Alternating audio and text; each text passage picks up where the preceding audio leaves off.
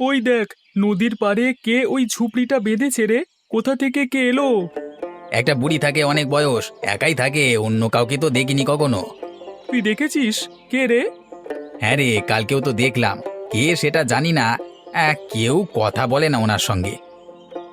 অদ্ভুত ব্যাপার। আগে কখনো দেখিনি এই গ্রামে। তবে এই বয়সে কেউ একা এসে থাকবে কেন?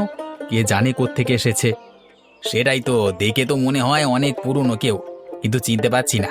মাঝে মধ্যে গ্রামের এদিক ওদিক ঘুরে বেড়াই, দেখি। আবার ভুলভাল কেউ নয় তো? আমাদের কোনো ক্ষতি করবে না তো? একদিন গিয়ে একটু কথা বলতে হবে। ইচ্ছে তো আছে, কিন্তু কিরকম সেটা জানবো কিভাবে? যদি খুব খিটখিটে হয় তখন? তোর সবেতেই ভয়, ভিতুর ডিম একটা। তোদের যখন এতই সাহস, তাহলে জানা, তোরাই গিয়ে কথা বল। এই দেখো এই বুড়িমা বাজারে ঢুকলো। এই নদীর পাড়ে এসে থাকতে শুরু করেছে। আগে তো কখনো দেখিনি ওনাকে।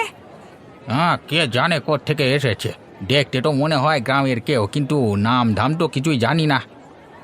দেখিস, কোনোদিন কথা বললে হয়তো অনেক কিছুই জানা যাবে। ওনাকে দেখে মনে হয় এই গ্রামটা ওনার চেনা।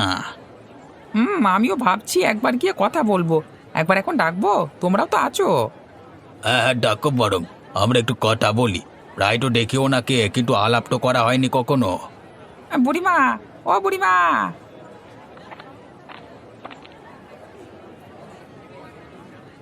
বল, কি হয়েছে বাবারা? মা, কোত্থেকে এলেন আপনি? এই গ্রামে আগে কখনো দেখিনি তো আপনাকে। দেখবে কি করে? আমি তো অনেক বছর পর ফিরলাম আবার। আমি এখানেই জন্মেছি, এখানেই বড় হয়েছি। সে তো বহু পুরনো কথা, তোমাদের জানার তো নয়। আপনি এই গ্রামের মেয়ে? কেউ তো চিনতে পারলো না আপনাকে। সবাই ভুলে গেছে, এত বছর পেরিয়ে গেছে। আমিও বুড়ি হয়েছি, সেই চেহারাও নেই। আর তাছাড়া তোমরা তো আমাকে দেখোইনি, তোমরা কিভাবে চিনবে? যাই হোক, আসি। আশ্চর্য! এই গ্রামেরই যদি মেয়ে হন, তাহলে নিজের গ্রামে এসে বাড়িতে না থেকে ওই ঝুপড়িতে থাকছেন কেন? ওখানে গিয়েছিলাম, দেখলাম তো একাই থাকেন। অদ্ভুত ব্যাপার ভাই, আমাদের কিন্তু বিষয়টা দেখা উচিত।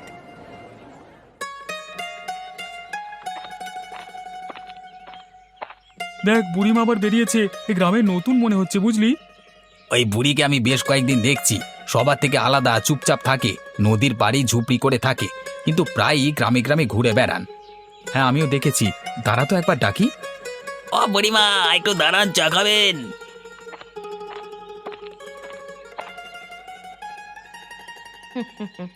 না রে বাবা, চা খাবো না। এদিকে কোথায় চললেন বুড়িমা? চেনেন নাকি রাস্তাটা?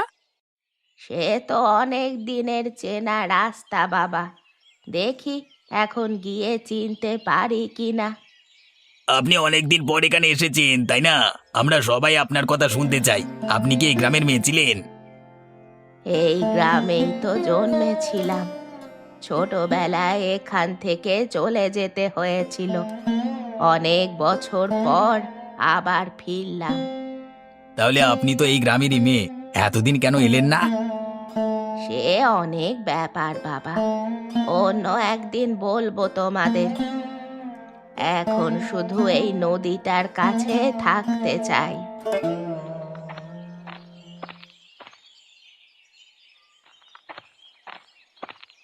এই বুড়িমা তো বেশ কয়েকদিন ধরে এখানে ঘুরছে।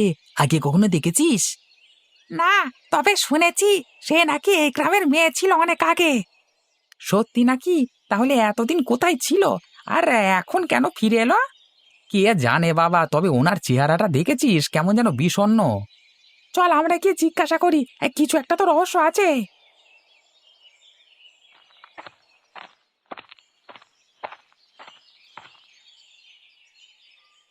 মা, একটু বলবেন আপনি এখানে কেন ফিরলেন?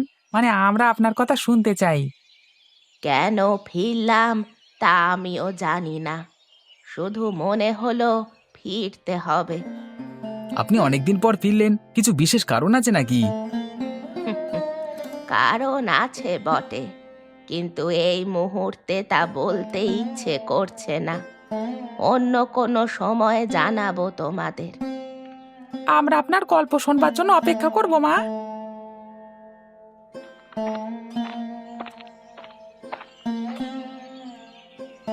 ও দিদা, আপনি এখানে কেন একা একা বসে আছেন?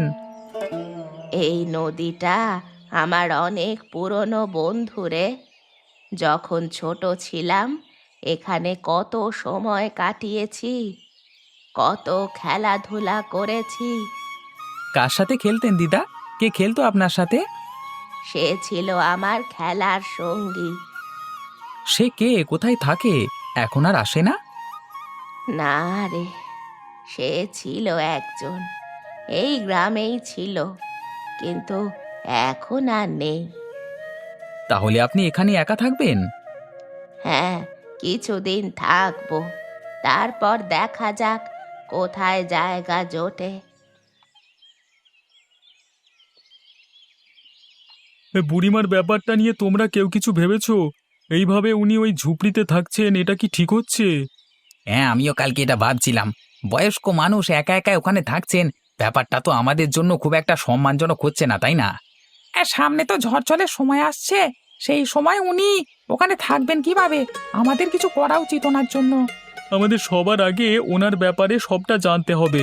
উনি বলেছিলেন না উনি এই গ্রামেরই মেয়ে, কোন বাড়ির মেয়ে, কোথায় তার বাড়ি, এসব জানতে হবে। একমাত্র তাহলেই আমরা ওনাকে সাহায্য করতে পারবো কিছু।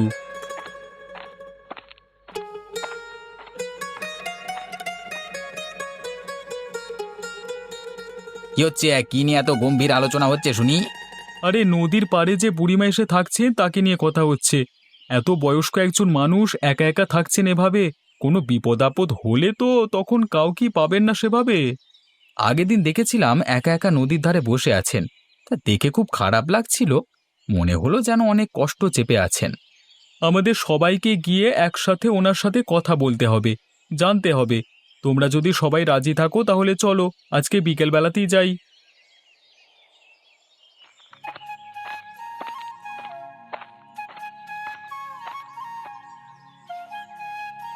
বুড়িমা, ও বুড়িমা, আপনি কি ঘরে আছেন? এতজন তোমরা একসঙ্গে এখানে? কি হয়েছে বাবারা? মা, আমরা আপনার সাথে একটু কথা বলতে এসেছি। আমরা আপনার ব্যাপারে জানতে এসেছি। আপনি তো বললেন এই গ্রামের মেয়ে ছিলেন, তাহলে এইখানে এভাবে নদীর পাড়ে ঝুপড়ি করে থাকছেন কেন? হ্যাঁ, তোমরা আমার গল্প শুনতে চাও? সে যে অনেক পুরনো দিনের কথা, হয়তো তোমাদের ভালোও লাগবে না। আমরা শুধু শুনতে চাই মা, যদি আপনার বলতে কোনো অসুবিধে না থাকে। আমার বাবা এই গ্রামের জমিদার ছিলেন।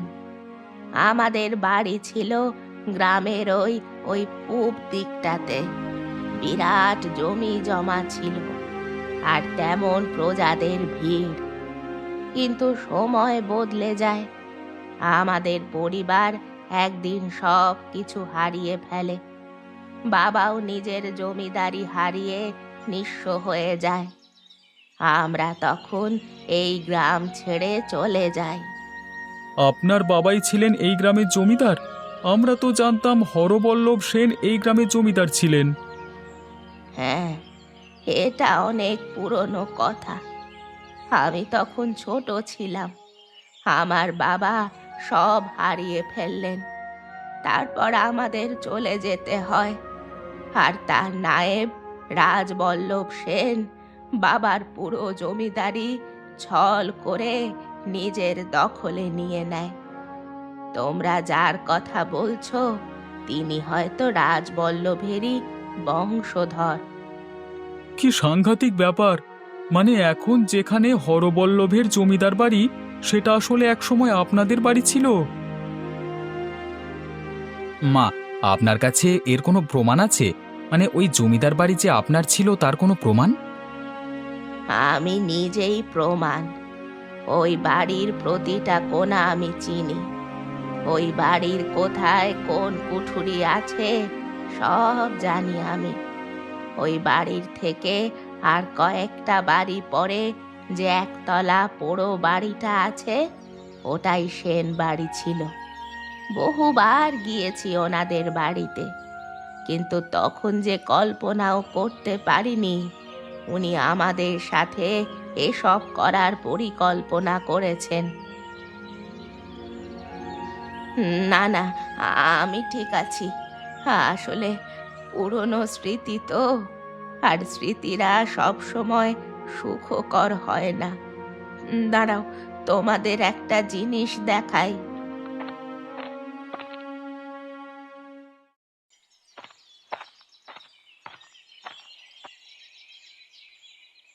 এই দেখো আমাদের পরিবারের ছবি।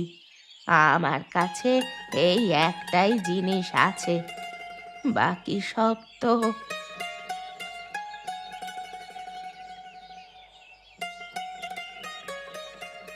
বুড়িমার পরিবারের সাথে খুব অন্যায় হয়েছে। যারা এই গ্রামের আসল জমিদার তারাই এতটা কষ্ট করে দিন কাটিয়েছে। হ্যাঁ রে, সত্যি দুঃখের কথা। এত বড় জমিদার পরিবারের শেষ উত্তরসূরি বুড়িমা, অথচ আজ উনি নদীর পাড়ে একা একা ঝুপড়ি ঘরে থাকছেন। আমাদের কিছু একটা করা উচিত। বুড়িমাকে সাহায্য করতে হবে। ওনার তো আর কেউ নেই, আমাদেরই দায়িত্ব নিতে হবে। সেটা তো অবশ্যই, প্রথমেই একটা ভালো থাকবার ব্যবস্থা করা উচিত। এই ঝুপড়িতে বুড়িমা আর থাকতে পারবেন না। চল, তাহলে কালকে সকালের মধ্যেই আমরা সবাই মিলে ওনার জন্য কিছু একটা ব্যবস্থা করি। যে বাড়িতে উনি থাকতে চান সেখানে নিয়ে যাব। ঠিকই বলেছিস। আর আমি শুনলাম ওনার ওই জমিদার বাড়ি এখন রাজবল্লভের নাতির হাতে। ওর সাথেও কথা বলতে হবে, ও যেন বুড়িমার অধিকার ফিরিয়ে দেয়। হ্যাঁ, সেটাও একটা সমাধান হতে পারে। গ্রামের সবাই মিলে ওর সাথে কথা বললে হয়তো কিছু করা যাবে।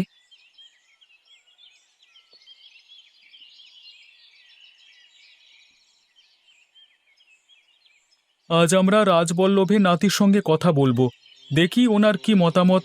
সেই অনুযায়ী পরবর্তীতে আমরা কি করব সেটা ঠিক করতে হবে। ঠিক আছে, কিন্তু তার আগে বুড়িমার সাথে কথা বলতে হবে। উনি কি চান সেটা জানা জরুরি আগে। ঠিক বলেছিস, চল আমরা আগে বরং ওনাকে জিজ্ঞাসা করি। উনি যদি চান তাহলে আমরা ওনার হয়ে কথা বলবো। বুড়িমা, বুড়িমা, আমরা আপনার সাথে কথা বলতে এসেছি। তোমরা তোমরা আবার এসেছো? কি হয়েছে বলো।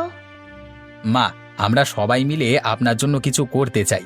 আমরা চাই আপনি আর এভাবে নদীর পাড়ে ঝুপড়িতে যেন না থাকেন। গ্রামের লোক হিসেবে আপনার জন্য একটা ভালো ব্যবস্থা করতে চাই। কি করবে তোমরা? আমার তো আর কিছুই নেই, সবই শেষ হয়ে গেছে। এই ঝুপড়ি আর নদীটা ছাড়া আমার আর কিছুই নেই। মা, আপনি যেই জমিদার বাড়ির মেয়ে যে বাড়িতে বড় হয়েছেন সেটা তো এখন অন্যের হাতে। আমরা সবাই মিলে তাদের সাথে কথা বলবো, আপনার জন্য ওখানে থাকবার ব্যবস্থা করা যায় কিনা। ওই বাড়িতে আর কি থাকবো বাবা? যেটা এক সময় আমার ছিল এখন সেটা অন্য কারোর দখলে। আমি সেই বাড়ি নিয়ে কোনো দাবি করতে চাই না। আপনার কথা আমরা বুঝতে পারছি মা, কিন্তু আপনি এখানে এমনভাবে একা একা ঝুপড়িতে থাকবেন সেটা ঠিক হচ্ছে না। আপনি যে সিদ্ধান্তই নেন আমরা সেটা মেনে নেব, তবে একটা ভালো থাকবার ব্যবস্থা করতে দিন। ঠিক আছে, তোমরা যা করছো করো, আমার কিছুই বলার নেই। কিন্তু আমার সত্যি আর কিছু চাওয়ার নেই। জীবনের শেষ কটা দিন শুধু এই নদীটার কাছেই থাকতে চাই। ঠিক আছে মা, আমাদের উপর একটু ভরসা রাখুন, আমরা দেখছি কি করা যায়। তোমরা যা করছো করো, আমি আর কিছু ভাবতে পারছি না। এই নদীর পাশে থেকে আমি ভীষণ শান্তি পাই। কি চাই? এত ভিড় কেন এখানে? আমরা তোমাদের বড় সাহেবের সাথে কথা বলতে চাই। বুড়িমার ব্যাপারে কথা বলবার জন্য এসেছি। বুড়িমা? কে বুড়িমা? আমি তো কোনো বুড়িমার কথা শুনিনি। ওই যে নদীর পাড়ে যে বুড়ি এসে থাকছেন সেই বুড়িমা। তিনি এই গ্রামেরই মেয়ে ছিলেন, এই জমিদার বাড়ির মেয়ে। জমিদার বাড়ির আসল জমিদারের মেয়ে। ও আচ্ছা, বড় সাহেবের কাছে গিয়ে বলছি তাহলে। হ্যাঁ,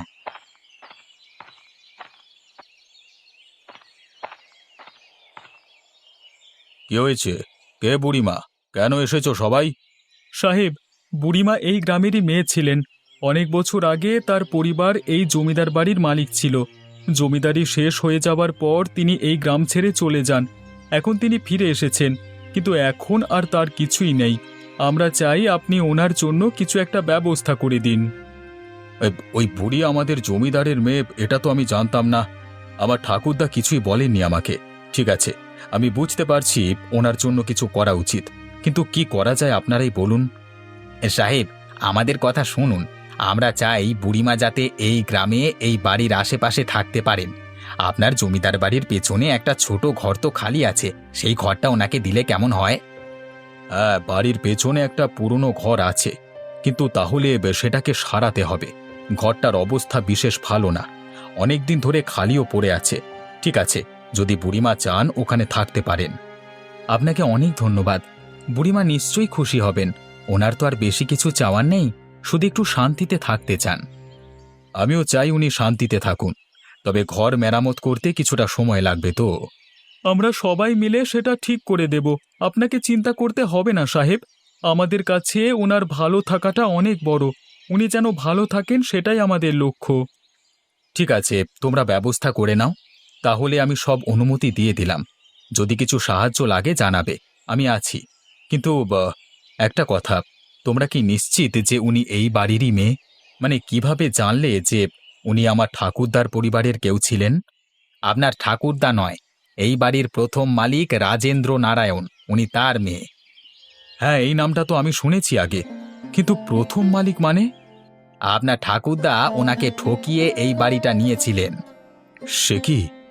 এসব তো আচ্ছা, আমি একবার ওনার সাথে নিজে কথা বলতে চাই। কালকে সকালে আমি নিজেই বুড়িমার সাথে দেখা করতে যাব। সেটা হলে তো খুবই ভালো হবে। উনি খুবই একা আছেন, আপনাকে দেখে তিনি নিশ্চয়ই খুব খুশি হবেন।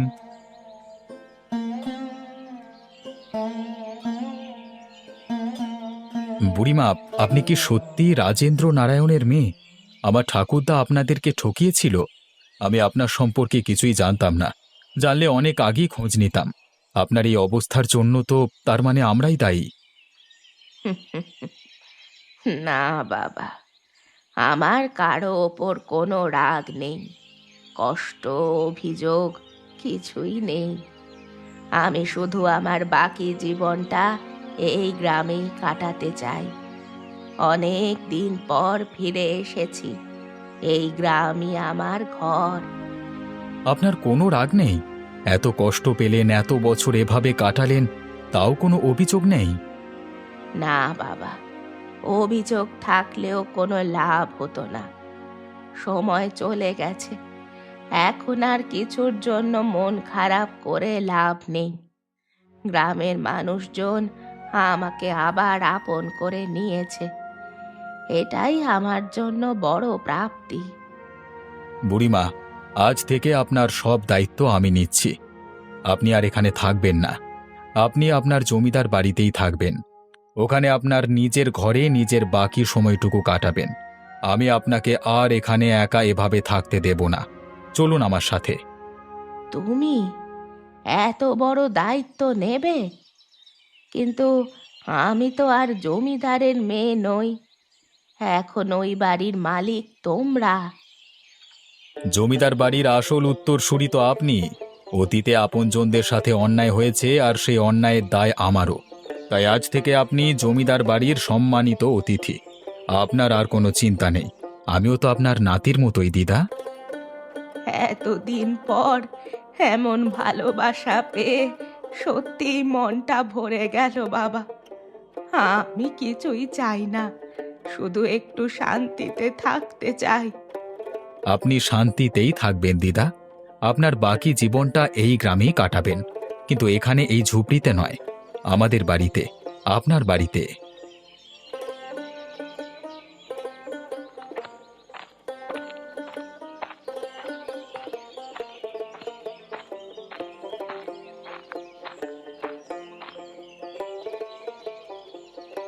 আজ এতদিন পর বুড়িমা তার নিজের বাড়িতে ফিরতে পারছে। সত্যি, সারা জীবন ধরে উনি যথেষ্ট কষ্ট সহ্য করেছেন। অন্তত এখন থেকে উনি একটু ভালো থাকবেন। জমিদার বাবু নিজেই যখন দায়িত্ব নিয়েছেন, উনি বুড়িমার সমস্ত ভালো মন্দ দেখবেন। তোমাদের অনেক অনেক ধন্যবাদ। আর তোমাদের জন্যই এটা আপনার বাড়ি বুড়িমা, আর আমাদের পূর্বপুরুষ একসময় আপনাদের প্রজা ছিলেন। সেই হিসেবে আমাদেরও তো একটা কর্তব্য আছে আপনার প্রতি। আমার নিজের বলতে তো এতদিন কেউ ছিল না, তবে সত্যি তোমরা আমার পরিবারের থেকে কোনো অংশে কম নও। তোমরা ভালো থেকো বাবারা।